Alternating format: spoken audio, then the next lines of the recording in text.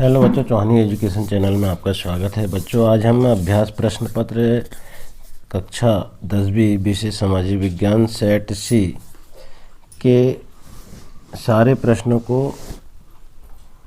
हल करके यहाँ पर समझाएंगे। जो परीक्षा में इन सेटों में से ही प्रश्न पूछे जाने हैं, तो पूरे 1 से 23 तक प्रश्न जो है इसमें संपूर्ण हल सहित है। तो इनको हम हल करेंगे। इससे पूर्व अगर आपके द्वारा चैनल को सब्सक्राइब नहीं किया गया है तो चैनल को सब्सक्राइब कर लें और बेल आइकन को प्रेस कर लें, जिससे कि वीडियो की नोटिफिकेशन आपको प्राप्त होती रहेगी। एवं वीडियो को लाइक एवं शेयर जरूर करें।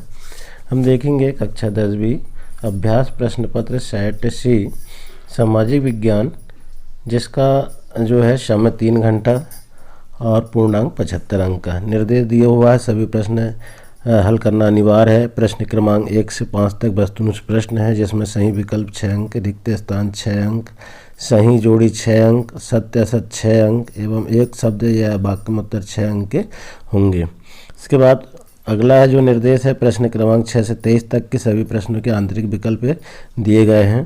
प्रश्न क्रमांक 6 से 17 तक अति लघुत्तरीय प्रश्न, प्रत्येक के लिए 2 अंक आवंटित। शब्द सीमा 30 शब्द है। प्रश्न क्रमांक 18 से 20 तक लघुत्तरीय प्रश्न है, प्रत्येक प्रश्न के लिए 3 अंक आवंटित है। शब्द सीमा इसमें 75 है। प्रश्न क्रमांक 21 से 23 तक विश्लेषणात्मक प्रश्न है, प्रश्न के लिए 4 अंक आवंटित है। शब्द सीमा 120 है। प्रश्न क्रमांक 23 भारत के मानचित्र पर आधारित प्रश्न है, प्रश्न के लिए 4 अंक आवंटित है। प्रश्न क्रमांक 23 को भारत के मानचित्र में दर्शा करके उत्तर पुस्तिका में संलग्न कीजिए। ये सारे निर्देश दिए हुए हैं। अब हम देखेंगे सही विकल्प का चयन कीजिए। तो इसमें जो है विकल्प दिए हुए हैं, 1-1 अंकों की 6 विकल्प है। अब इसके जो उत्तर माला है वो एमपी बोर्ड की वेबसाइट से हमने इसको निकाला है। अब आप इसमें पूरा हल इसमें देख सकते हैं। देखिए आप यहाँ पर, ये 10वीं सेट है सामाजिक विज्ञान सेट सी उत्तरमाला। तो यहाँ पर सारे जो है उत्तरमाला यहाँ पर दिए हुए हैं। इस सेट के सारे प्रश्नों का हल है। तो हम देखेंगे यहाँ पर पहले प्रश्न में क्या है, देखिए, किस राज्य में संयुक्त वन प्रबंधन का पहला प्रस्ताव प्राप्त किया। तो यहाँ पर 4 ऑप्शन दिए हुए हैं। इसका सही उत्तर है उड़ीसा। इसके बाद दूसरा है, भारत में बैंक जमा का कितने प्रतिशत भाग नकद के रूप में अपने पास रखते हैं। कितने प्रतिशत रखते हैं यहाँ पर दिया हुआ है। इसका 15% सही है। अगला है, निम्नलिखित में से किस नदी पर बहुउद्देशीय नदी परियोजना नहीं है। तो किस नदी पर नहीं है, इसका सही यमुना नदी पर। फिर इसके बाद में, जब फ्रांस छींकता है तो बाकी यूरोप को सर्दी जुकाम हो जाता है, यह कथन किसका है। तो मैटरनिक का है। इसका सही आंसर है। फिर इसके बाद देखेंगे, सिंहली को श्रीलंका में राज्य भाषा कब घोषित किया गया था। कब किया गया था। इसका ऑप्शन सही 1956 में। इसके बाद जो है, लोकतंत्र में निर्णय लेने और क्रियान्वयन में देरी क्यों हो जाती है। इसके लिए हम देखें, लोकतंत्र में निर्णय विचार विमर्श तथा सोच समझ कर लिए जाते हैं। इसका सही आंसर है। अब इस प्रकार से हम अगर 1 से 6 तक सारे प्रश्न सही कर लेते हैं तो 6 अंक यहाँ पर आपके पक्के हो जाते हैं। इसके बाद प्रश्न दूसरा है, रिक्त स्थानों की पूर्ति कीजिए। तो यहाँ पर हम इसके लिए भी हम उत्तरमाला को देखें तो यहाँ पर उत्तरमाला इसमें में दिया गया है। रिक्त स्थान में क्या क्या भरना है, देखिए आप यहाँ पर ऑटोबान, बिस्मार्क, लोकतंत्र, दालों, 130वां, द्वितीयक और पाइप लाइन, यहाँ पर रिक्त स्थान में यही सारी चीज़ें भरना है। तो हम देखेंगे रिक्त स्थान को। यहाँ पर है, खालिस्तान के नेतृत्व में जर्मनी का एकीकरण पूर्ण हुआ। इसमें क्या भरना है, ऑटोबान, बिस्मार्क। सेकंड है, सत्ता की साझेदारी खालिस्तान की आत्मा है, तो किसकी है, लोकतंत्र की है। भारत में विश्व में दालों का, यहाँ दालों भरना है, दालों का सबसे बड़ा उत्पादक और उपभोक्ता देश है। अगला है, 2019 के आंकड़ों के अनुसार विश्व में मानव विकास सूचकांक में भारत का क्रमांक कौन सा है, 130वां है। यहाँ पर 130वां लिख देंगे। यहाँ लिख देंगे, खालिस्तान क्षेत्र को औद्योगिक क्षेत्र भी कहा जाता है, तो द्वितीयक क्षेत्र को औद्योगिक क्षेत्र भी कहा जाता है, यहाँ द्वितीयक भर देंगे। इसके बाद ठोस पदार्थों को तरल अवस्था में परिवर्तित कर खालिस्तान द्वारा ले जाया जाता है। तो किसके द्वारा ले जाया जाता है? पाइपलाइन के द्वारा। इस प्रकार 1 से लेकर के 6 प्रश्नों तक 1-1 अंकों के 6 अंकों के यहाँ पर पूरे हो जाते हैं। इसके बाद देखेंगे हम निम्नलिखित की सही जोड़ी बनाइए, आज से बा को मिलाना है। तो हम देखेंगे यहाँ पर इसके लिए भी उत्तरमाला में तीसरा जो प्रश्न है इसमें उत्तरमाला में दिया हुआ है कि यहाँ पर देखिए आप उत्तरमाला में दिया हुआ है कि इसको किससे मिलाना है, पूरा यहाँ पर दिया। तो हम यहाँ पर प्रश्न पत्र में देख लेंगे और यहीं पर मिला देंगे। तो देखेंगे हम यहाँ पर आ से बा को मिलाना है तो रोलेक्ट एक्ट को डा से मिला देंगे 1919। भारत में वैश्वीकरण गा से मिला देंगे 1991। निजी क्षेत्रक जो है चा से मिला देंगे टिस्को। समवर्ती सूची जो है इसको खा से मिला देंगे शिक्षा। ज्वारी पत्तन जो है इसको हम का से मिला देंगे कांडला में। और भारत में लिंगानुपात घा से मिला देंगे 919। इस प्रकार से हम सही जोड़ी का मिलान कर लेंगे। प्रश्न 4 देखेंगे हम निम्नलिखित प्रश्नों में सत्य असत्य लिखिए। तो इसके लिए भी हम उत्तरमाला को देख सकते हैं। उत्तरमाला में दिया हुआ है तो यहाँ पर हमारे निम्नलिखित प्रश्नों के सत्य असत्य में यहाँ पर पहला से लेकर 6 तक यहाँ पर पूरे प्रश्नों के उत्तर दिए हुए हैं। तो यहाँ हम प्रश्न पत्र में देख लें। देखेंगे हम यहाँ पर क्या है, भारत में एल्युमिनियम प्रगलन द्वारा दूसरा सर्वाधिक महत्वपूर्ण धातु शोधन उद्योग है, ये सत्य है। पवन हंस दुर्गम भूभागों में हेलीकॉप्टर सेवाएं उपलब्ध कराता है, ये भी सत्य है। लोकतांत्रिक के शासन में पारदर्शिता नहीं होती, ये असत्य है। स्पिनिंग जेनी मशीन जेम्स हरगिटस ने बनाई थी, ये सत्य है। अब देखेंगे 1840 के दशक में आयरलैंड में गेहूं की फसल खराब होने से लाखों लोग भूखमरी की कगार पर आ गए, ये असत्य है। फिर 1859 में इंग्लैंड इमिग्रेशन एक्ट लाया गया था, ये सत्य है।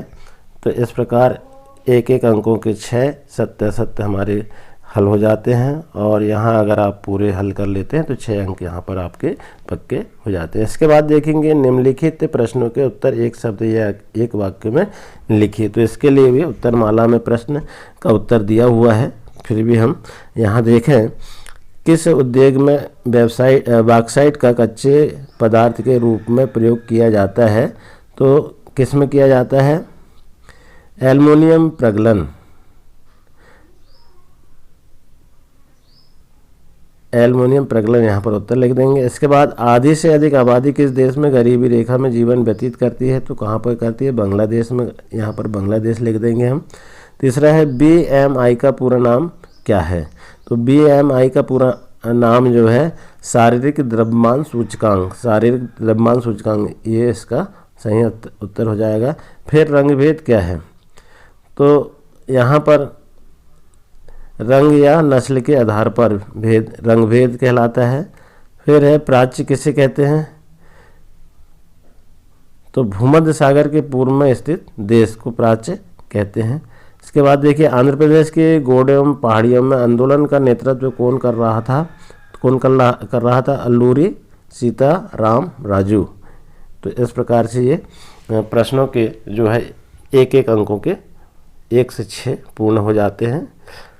अब इसके बाद देखेंगे प्रश्न 6वां, समोच्च जुताई क्या है? अथवा में दिया हुआ, अगर ये नहीं बन रहा है तो आपको चादर अपर्दन से आप क्या समझते हैं? तो इस प्रकार से 2-2 अंकों के ये उत्तर हैं, प्रश्न हैं और इसके उत्तर देखेंगे हम यहाँ पर।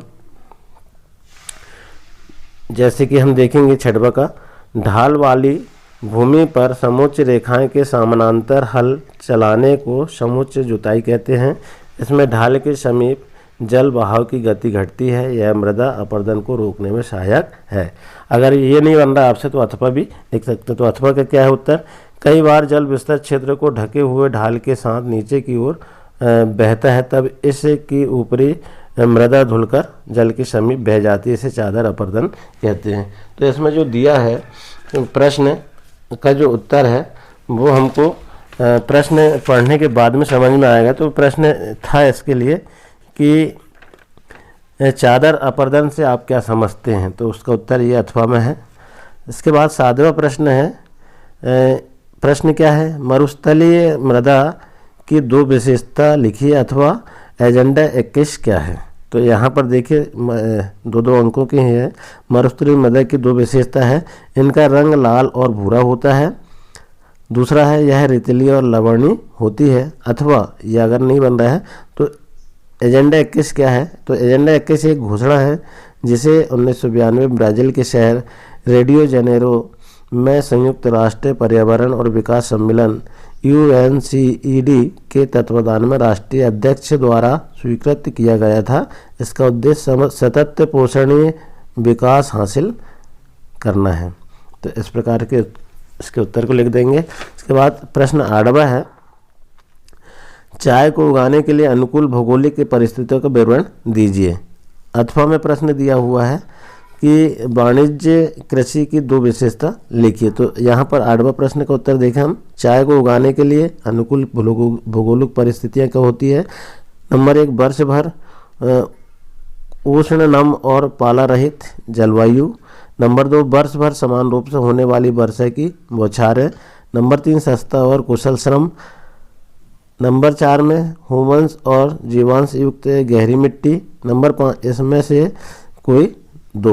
इनमें से कोई दो।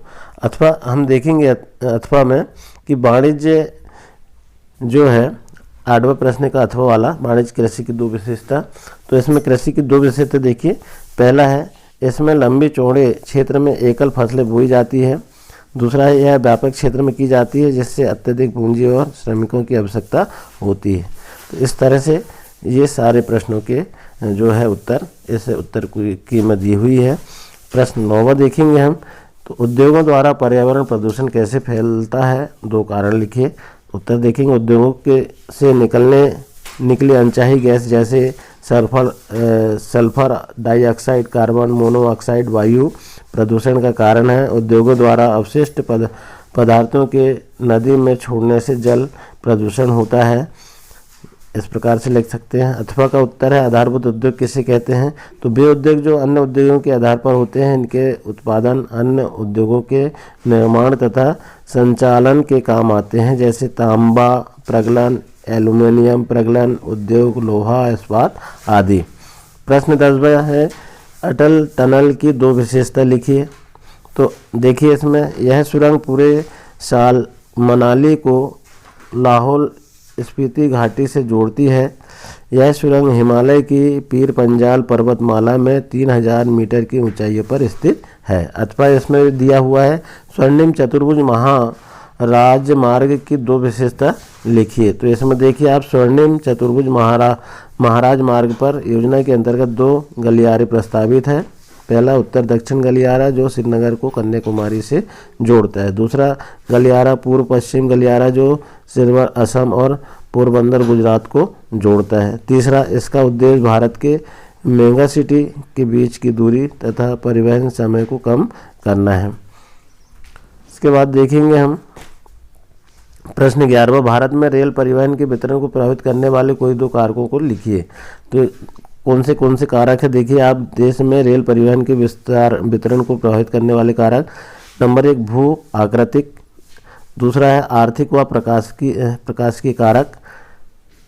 इसके अथवा दिया है डिजिटल भारत कार्यक्रम क्या है? देखिए डिजिटल भारत कार्यक्रम भारत के लिए एक विज्ञान आधारित कार्यक्रम है। इसका उद्देश्य भारतीय प्रतिभा IT सूचना प्रौद्योगिकी IT कल का भारत में होने वाले परिवर्तन को समझना है। प्रश्न 12वां है हायर परचेज व्यवस्था क्या है? तो 19वीं सदी में लोग हायर परचेज व्यवस्था के अंतर्गत वस्तु खरीदते थे। इसका इसका मूल्य अधिक था। चीज़ें कर्ज पर खरीदते थे और इनकी कीमत साप्ताहिक और मासिक किस्तों में दी जाती थी। तो इस प्रकार से इसका आंसर लिख सकते हैं। अथवा में है 19वीं सदी तक यूरोप में कौन सी समस्याएं आम रूप से प्रचलन में थी? तो देखिए आप इसमें 19वीं सदी तक यूरोप में गरीबी और भूख की समस्या थी। नंबर 1 शहरों में बीमारियों की बहुत अधिक समस्या थी। नंबर 2 धार्मिक टकराव होते रहते थे। इनमें से हम कोई दो लिख सकते हैं। प्रश्न 13 है, स्पिनिंग जेनी क्या है? तो स्पिनिंग जेनी कटाई की एक प्रक्रिया को तेज करने वाली एक मशीन थी जिसे जेम्स हरग्रीव्स ने 1764 में बनाया था। इस मशीन में एक ही पहिया घुमाने वाला मजदूर बहुत सी तकलियों को घुमा देता था और एक साथ कई धागे बनने लगते थे। इसके बाद अथवा में दिया हुआ 19वीं सदी के प्रारंभ में भारतीय बुनकरों की दो समस्याएं। अब कौन सी दो समस्या थी? देखिए आप, 19वीं सदी के प्रारंभ में बुनकरों के सामने अनेक समस्याएं थी। उन्हें कच्चा माल के रूप में कपास बहुत अधिक कीमत पर खरीदना पड़ता था। सेकंड, बाजार मशीन की बनी सस्ती चीज़ों से भर गया था जिसका मुकाबला बुनकर नहीं कर सकते थे। उनके जीवन यापन में संकट आ गया था। इस प्रकार से हम इसके उत्तर को लिख देंगे। इसके बाद 14वां प्रश्न है, ट्रिपिकटा कोरियाना क्या है? तो ट्रिपिटका कोरियाना 13वीं शताब्दी के मध्य में वुड ब्लॉक के मुद्रण के रूप में बौद्ध ग्रंथों का एक कोरियाई संग्रह है। इसमें अथवा दिया है, प्लाटेन का क्या उद्देश्य था? तो लेटर प्रेस छपाई में प्लाटेन एक बोर्ड था जिसे कागज़ के पीछे दबाकर टाइप की छाप ली जाती थी। इसके बाद प्रश्न 15 है, कितागावा उतामारो क्यों प्रसिद्ध है? तो कितागावा, उत्तर में देखें, कितागावा उतामारो ने तैरती दुनिया की चित्र नाम की नई चित्रकला शैलियों में अहम योगदान दिया है जिनमें आम शहरी जीवन का चित्रण किया गया है। इसमें अथवा दिया है, मुद्रण क्रांति के दो प्रभाव के बारे में बताइए। तो मुद्रण क्रांति के दो कोई प्रभाव देखिए आप। नंबर 1, छापे खाने के आने से एक नया पाठक वर्ग उत्पन्न हुआ। नंबर 2, छपाई से कितनी किताबों की कीमतें कम हुई। तीसरा है, मुद्रण क्रांति से किताबें समाज के व्यापक तबकों तक पहुंचा जा सकती थी। इस प्रकार से हम इन प्रश्नों के उत्तर को देख सकते हैं और सारे प्रश्नों का उत्तर आपको यहाँ इस वीडियो में मिल सकते हैं।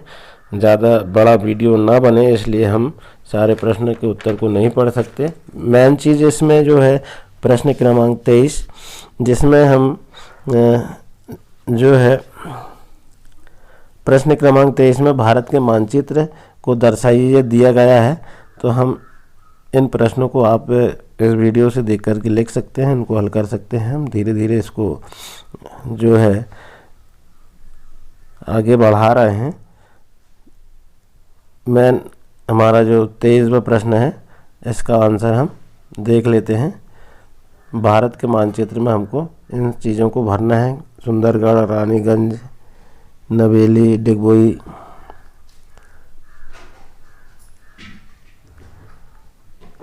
तो ये जो है आपको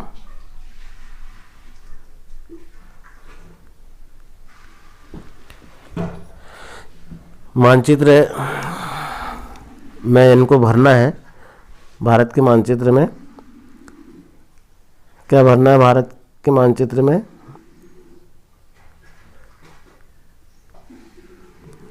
सुंदरगढ़, रानीगंज, नवेली, डिगबोई अथवा भारत के मानचित्र में निम्नलिखित को दर्शाइए। अगर ये नहीं बन रहा है तो आपको क्या करना है? मानचित्र में बेंगलुरु, नोएडा, पुणे, इंदौर, इनको आपको भरना है, जो आसानी से आप भर सकते हैं। आशा है आपको वीडियो पसंद आया होगा।